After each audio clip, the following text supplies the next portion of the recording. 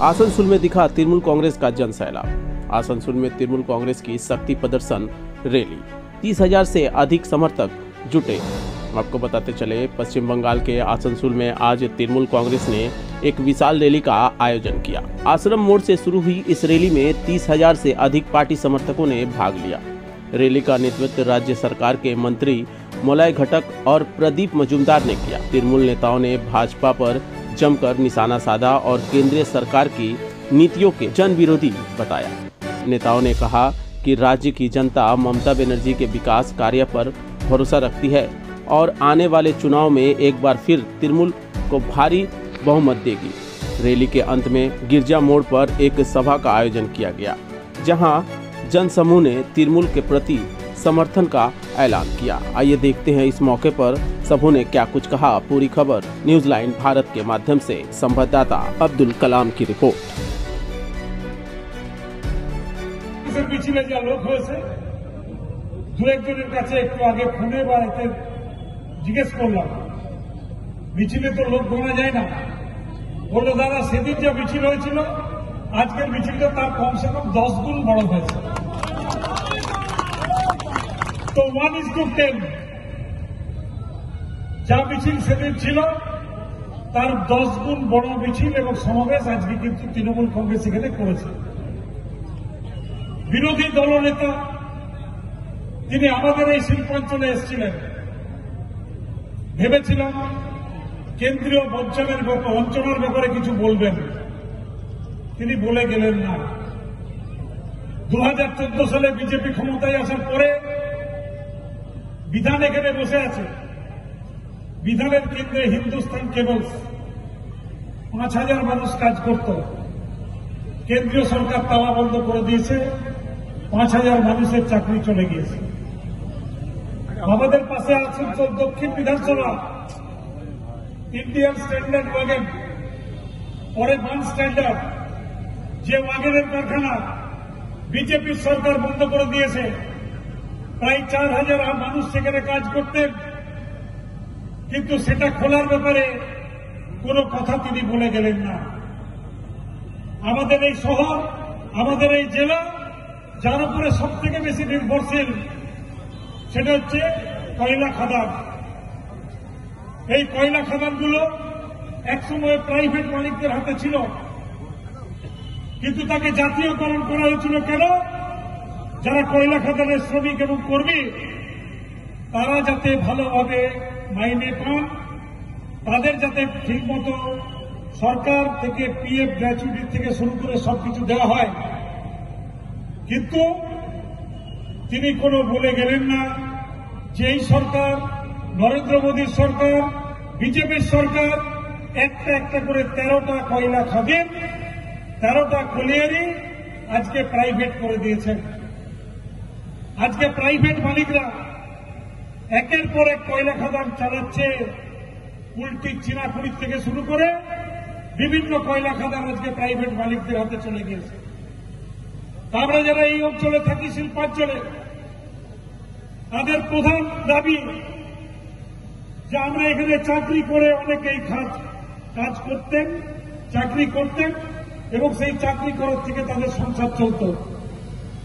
5,000-10,000 ECL আরো 50,000। আপনারা সরকার আসার পরে 60,000 মানুষের চাকরি খেয়েছেন, 60,000 মানুষের চাকরি চলে গিয়েছে এই জেলায়, যা কেন্দ্রীয় সরকার মালিক সেই কারখানাগুলো। কোন তো জবাব দিলেন না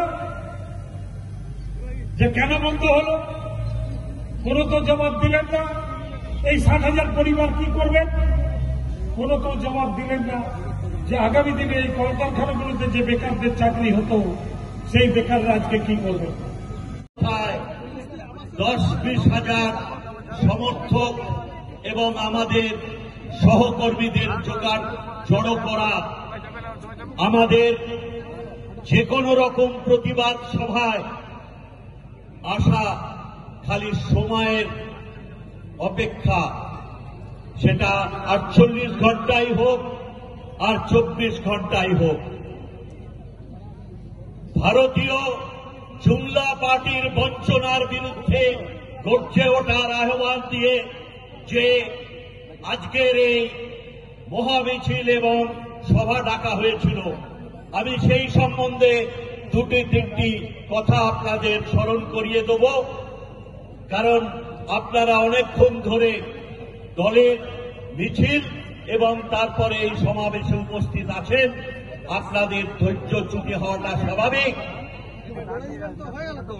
আজকে আপনারা জানেন প্রধানমন্ত্রী আবাস যোজনা নাম দিয়ে যে ইন্দিরা আবাস যোজনা চালু ছিল তার নাম পরিবর্তন করেন ভারতীয় জুমলা পার্টির প্রধানমন্ত্রী নরেন্দ্র ভাই দামোদর মোদী। তিনি 16 সালে বলে দেন এই পরিবর্তিত নাম কেন দিচ্ছি, আমি ভারতবর্ষের 75তম স্বাধীনতা দিবসের আগে প্রতিটি মানুষ যারা উন্মুক্ত আকাশের তলায় থাকে, ঝুড়ি ঝুপড়িতে থাকে, তাদের প্রত্যেকের মাথায় পাকা ছাদ দেব।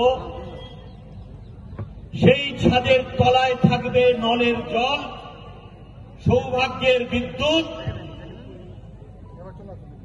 শৌচালয় আর গ্যাসের চুলা, যাতে প্রতিটি নাগরিকে মনে হয়, গর্ববোধ হয় যে আমি স্বাধীন ভারতের একজন নাগরিক। একই প্রতিশ্রুতি তার মনের কথা আদরের মন কি বাতে আবার বললেন 18 সালে রাষ্ট্রীয় বৈদ্যুতিন মাধ্যম এবং তাদের সর্বগ্রাসী প্রচার মাধ্যমে তা প্রচারিত হল। একই কথার পুনরুল্লেখ। 22 সাল হয়ে গেল, ইতিমধ্যে 18 সালে প্রতিটি রাজ্য থেকে নাম সংগ্রহ করলেন কারা উপযুক্ত প্রাপক।